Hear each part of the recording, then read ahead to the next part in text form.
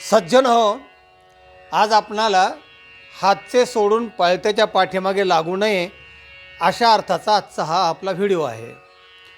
प्राप्त संधीचा जो उपयोग करतो तो खरा शहाणा.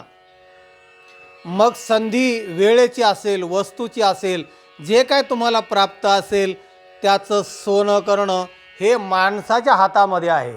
माणूस आपल्या हातातल्या गोष्टीचा विचार न करता त्याचं कसं चांगलं आहे आणि ते मला कसं मिळेल असं करतो आणि त्याच्या पाठीमागे लागतो.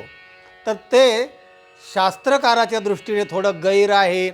आणि मग काय केलं पाहिजे की आपल्या हातात जे आहे तर त्याचं सोनं केलं पाहिजे. एक दृष्टांत सांगूया. एक मच्छीमार कोळी समुद्राच्या आपलं ते जाळं पसरून तो संध्याकाळपर्यंत पाहत बसायचा.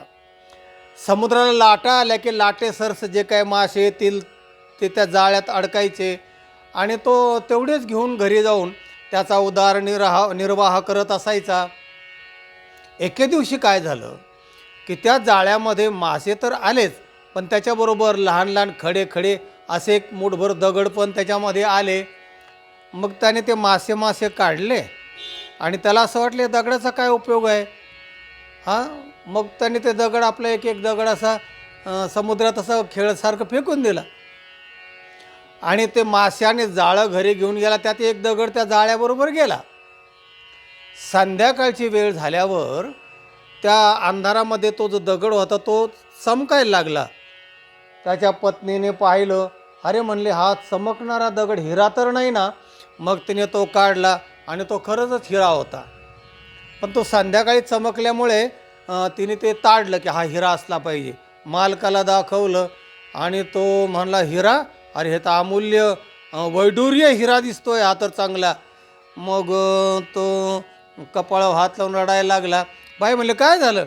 अरे म्हणाले मी बरेचसे असे दगड म्हणले फेकून दिले समुद्रामध्ये. म्हणले आता जे गेलंय त्याचा नका शोक करू. गतम न शोचम. गेलेल्याचा जो शोक करतो तो एक मूर्ख असतो. आता आपल्या हातामध्ये एक हिरा आहे. या हिऱ्याचा जर आपण योग्य तो उपयोग केला तर आपण आपले सगळे चांगले दिवस करू शकतो. अनेक संधी गेल्या त्याचा नका विचार करू.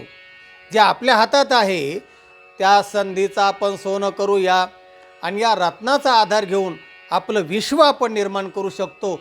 अशी ती बाई मोठी सुजाण होती. आणि मग तिने त्याला समजून सांगितल्यावर तो लागला कामाला. मग आणि पुढे त्याचा सगळा संसार त्या एका सोन्याच्या आधाराने मग त्याने सगळ्या संसाराचं त्या बायकोने आणि त्याने सोनं केलं. सांगायचा मुद्दा असा की जे आपल्या हातात आहे त्याचं महत्त्व ओळखा, त्याच्यात आनंद माना आणि ते आपल्या उपयोगात आणायचं कसं त्याचा प्रयत्न करा, त्याचं ज्ञान मिळवा. नाही तर काय होतं, आपल्या हातामध्ये असतं त्याचा आपण फारसा विचार करत नाही. जे आपल्या हातात नाही त्याचा विचार करतो आणि जे आपल्या हातात आहे त्याचाही आनंद गमावून बसतो. दुसरं एक उदाहरण बघूया. एका बाईला आठवड्याचा पगार झाला. झाडू मारणारी बाई होती पालिकेमध्ये. 99 रुपये पगार झाला.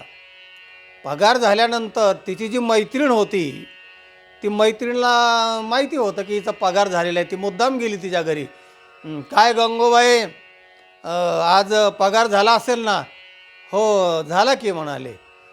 मग म्हणाले तुम्ही आनंदी चेहरा दिसत नाही, पगार झाला आहे म्हणताय, मग थोडा आनंद तर पाहिजे ना. नाही तसं काय नाही म्हणले. तसं काय नाही पण दिसत तर नाही ना. तुमचे आनंदी चेहरा, उत्साह वगैरे सगळा मावळलेला दिसतोय. काय झालं आहे काय. ते म्हणले काय नाही गं, पगार झाला पण 99 रुपये झाला. म्हणले मग चांगली गोष्ट आहे की 99 रुपये. नाही म्हणले काय अजून 1 रुपया जर असताना हिरवीगार नोट झाली असती बघा. म्हणजे त्या 1 रुपयाच्या कल्पनेने तिच्या हातात असताना जे 99 रुपये आहेत त्याचा ती आनंद गमावून बसली. त्या मैत्रिणी तिला समजून सांगितलं, अगं जे तुझ्या हातात नाही आहे, जे आपल्या हातात आलेलं आहे त्या 99% आनंद मान ना. त्या 1% विचार करून हा आनंद तू घालवतेस. आणि मग तिच्या लक्षात आणून दिलं तिने. तात्पर्य काय, वेळ आणि वस्तू याचा चांगला उपयोग करणं हे माणसाच्या हातात आहे. आणि ते आपल्या हातात ना आपल्या हिताचा आहे. आपुल्या हिता जो आसे जागत, धन्य माता पिता तयाचे या. तुकाराम महाराज म्हणतात, आपलं हित जर असेल ना तर त्याच्यात आहे. आपला वेळ जो परमेश्वराने दिलेला आहे त्याचा पुरेपूर उपयोग करा. वेळचं व्यवस्थापन करा. ज्या वस्तू आपल्या हातात आहेत, ज्या मिळालेल्या आहेत, त्या वस्तूचा योग्य तऱ्हेने उपयोग करा आणि त्याच्यात समाधानी राहा.